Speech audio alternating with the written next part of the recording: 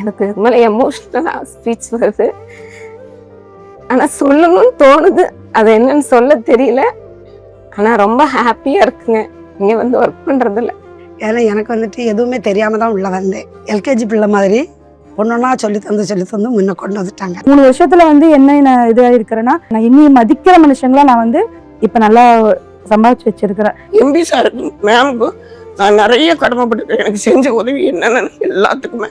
இன்னைக்கு காலம்புறமும் கடைசி வரையும் நான் இங்கே இருந்து என் காலத்தை ஓட்டிடுவேன். எனக்கு ஒன்றும் பிரச்சனை இல்லை. இங்க இருக்கிற வரையும் எனக்கு சந்தோஷம். முதல்ல நான் நன்றி சொல்ல வேண்டியது அவங்க அப்பா அங்க அம்மா. இவ்வளவு அழகான ஒரு மகனை பெற்று, அழகான மகளை பெற்று, அழகா சோறு சேர்த்தி எங்களுக்கு செய்யும் அனுப்பியிருக்காங்க பார்த்தீங்களா. அவங்க வாழ்நாள் வந்துட்டு நல்லா இருக்கணும்.